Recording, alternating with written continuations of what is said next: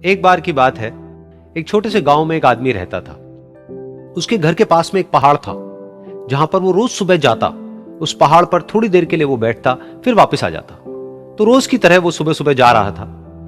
पीछे से उसका छोटा सा बेटा आया। उसने आकर के उसका हाथ पकड़ लिया और कहा कि आज मैं भी आपके साथ चलूंगा। उसने पहले तो उसको थोड़ा सा समझाया और मना किया। कहा कि जो रास्ता है वो बहुत ही छोटा है और चढ़ाई बहुत ज्यादा है, तो तुम मेरे साथ नहीं चल पाओगे। लेकिन फिर जब उस बेटे ने जिद करी तो पिता मान गया। तो दोनों पहाड़ पर चढ़ने लगे। पिता ने बेटे का हाथ कस के पकड़ा हुआ था। लेफ्ट साइड में पहाड़ थे, राइट साइड में खाई थी और रास्ता बहुत ही छोटा था। और वो पहाड़ की चोटी तक पहुंचने ही वाले थे, तभी रास्ते में एक बड़ा सा पत्थर आया। क्योंकि पिता उस रास्ते पर रोज आता था, तो उसको पता था कि वहां पे पत्थर है, तो वो साइड से निकल गया। लेकिन जो बेटा था उसका ध्यान कहीं और था, तो उसका घुटना जा करके उस बड़े से पत्थर पर टकरा गया। तो फिर उस बच्चे के मुंह से एक चीख निकली, और जैसे ही वो चीखा, उसकी आवाज उन पहाड़ों में गूंजने लगी। इससे पहले उस बच्चे ने कभी भी अपनी आवाज की गूंज नहीं सुनी थी, तो उसे समझ नहीं आया कि क्या हो रहा है। वो अंदर से थोड़ा सा घबरा गया। उसे लगा कि शायद कहीं कोई है जो छुप करके उसको देख रहा है और उसका मजाक उड़ा रहा है।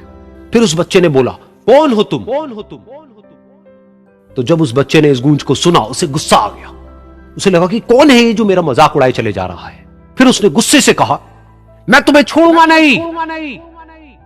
और फिर जैसे ही उसने इस गूंज को सुना, वो घबरा गया। उसके पिता समझ गए थे कि क्या हो रहा है। उसने अपने पिता का हाथ कस के पकड़ लिया और उनसे पूछा, कौन है ये जो मुझे इतना तंग कर रहा है? कौन है ये जो मुझे इतना डरा रहा है? तो उसके पिता थोड़ा सा मुस्कुराए और उन्होंने खाई की तरफ देखा और जोर से बोला, मैं तुमसे बहुत प्यार करता हूं।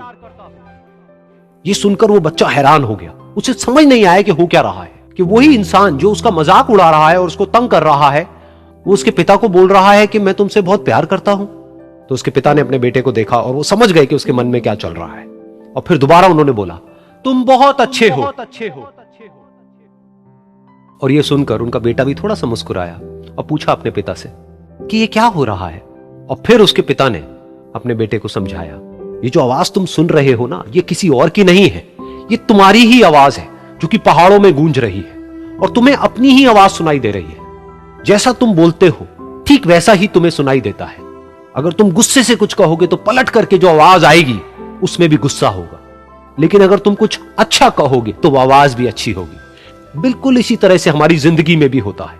जैसा तुम अपने मन में इस जिंदगी के बारे में सोचते हो, ये जिंदगी तुम्हारे लिए बिल्कुल वैसी ही हो जाती है।